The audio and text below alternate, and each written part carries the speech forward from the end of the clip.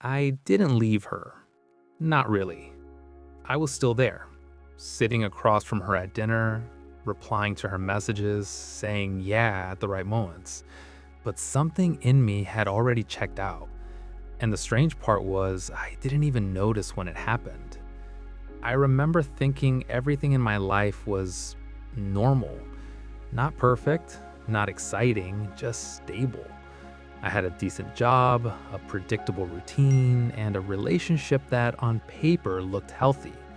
We'd been together for almost 3 years. We didn't fight much. We went out on weekends, shared meals, sent each other random memes during the day.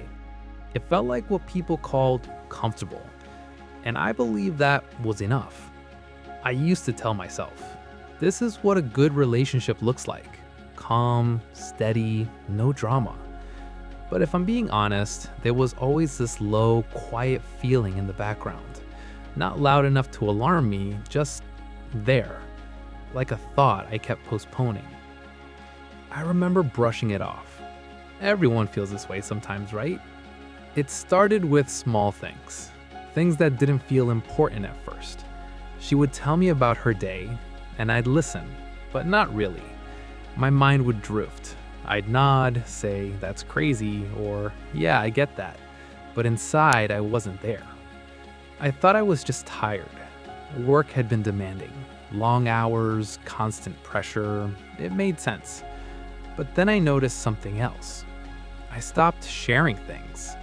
Not intentionally, I just didn't feel the urge anymore. There used to be a time when something interesting happened and she'd be the first person I'd want to tell. Now I'd think about it, then decide it wasn't worth bringing up. It felt easier to keep things to myself. Less effort, less explaining. At first, I didn't question it. I just assumed this was what long-term relationships turned into.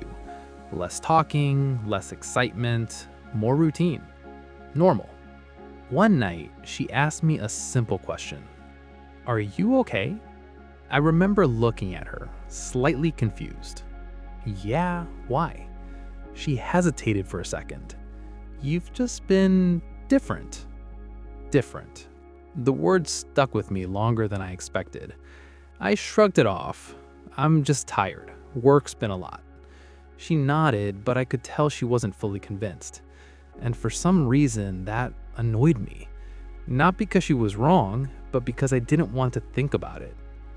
That's when I started noticing patterns. Not in her, in me. I started choosing silence over conversation, choosing distraction over connection, scrolling on my phone instead of asking her how she felt, sitting next to her but mentally somewhere else. It wasn't a conscious decision. That's what made it unsettling. There was no moment where I said, "I'm done." It was more like I slowly stopped showing up. The turning point didn't come from a fight. It came from something much quieter. We were sitting in the car after dinner. The engine was off and neither of us had moved to get out yet. There was this long pause. Not awkward, just empty. And then she said something I didn't expect. "I feel alone, even when you're here."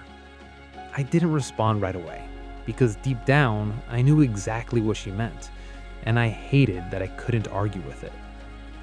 That night, I couldn't sleep. Not because of guilt, but because of realization. I kept replaying everything in my head. The way I stopped asking questions, the way I avoided deeper conversations, the way I chose comfort over connection. And for the first time, I asked myself something I had been avoiding. When did I stop trying? I didn't have an answer. That's what bothered me. There was no clear moment, no big event, just a slow shift I never paid attention to. Over the next few days, I started observing myself more carefully. I noticed how often I disengaged without realizing it, how I'd half listen, half care, how I'd assume things instead of actually understanding her. And then it hit me. I wasn't unhappy. I was disconnected. There's a difference. Unhappiness is loud. It forces you to react. This connection is quiet. It lets you stay exactly where you are while everything meaningful fades in the background. And that's what had been happening. I think a lot of men don't talk about this, not because they don't feel it, but because it doesn't feel urgent enough to confront. There's no dramatic moment, no clear reason to leave, so they stay, physically present, emotionally distant, telling themselves it's just a phase, or worse, that this is what relationships eventually become. I used to believe that. I thought effort naturally fades, that connection is something you either have or slowly lose.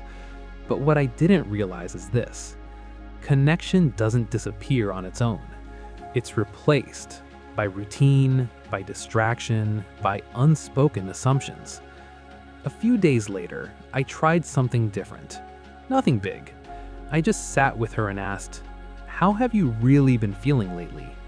Not the casual version of the question, the real one. She looked at me for a second, like she was trying to figure out if I actually meant it. Then she started talking, and this time, I listened. Fully. No phone, no drifting thoughts, no automatic responses, just listening. And what she said wasn't shocking, it was honest. She felt like she was slowly losing me, like she was putting in more effort just to keep things feeling normal, like she missed the version of me who used to care more. It was hard to hear, not because it was harsh, but because it was accurate. That conversation didn't magically fix everything, but it changed something important: my awareness. I started realizing how much of a relationship isn't about big gestures. It's about presence, real presence. Not just being there physically, but mentally, emotionally, actually showing up.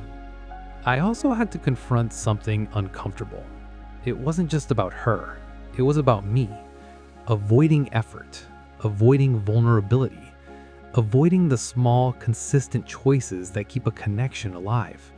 Because those things require attention, and attention requires intention. I think that's the part no one talks about. Quiet quitting in relationships doesn't start with a decision to leave. It starts with a decision to stop engaging. And most of the time, that decision isn't even conscious. It's just easier. Easier to stay comfortable, easier to avoid difficult conversations, easier to assume everything is fine. But easy has a cost. It creates distance, slowly, subtly, until one day you realize you're sitting next to someone you care about and you feel like a stranger. I'm not going to pretend I figured everything out. I didn't. I didn't suddenly become the perfect partner, but I became more aware, more intentional. I started catching myself when I drifted, started choosing to ask instead of assume, to listen instead of react, to engage instead of withdraw. And those small shifts, they mattered more than I expected. What surprised me the most was this: the relationship didn't need something new. It needed me to come back, fully. Looking back, I understand something I didn't see before.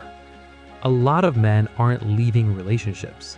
They're just slowly disappearing inside them. Not out of cruelty, not out of lack of love, but out of unconscious habits, distraction, comfort, and the belief that this is just how it is. But it doesn't have to be, because the same way connection fades quietly, it can also return quietly, through attention, through effort, through presence. Now, whenever I catch myself drifting, I pause, not dramatically, just enough to ask myself a simple question. Am I actually here right now, or just pretending to be? Because I've realized something that changed everything for me. You don't lose a relationship all at once. You lose it in moments where you choose not to show up. And most of those moments, no one else even notices. So maybe the real question isn't why some men quietly quit relationships. Maybe the real question is, how many moments have we already checked out of without realizing it?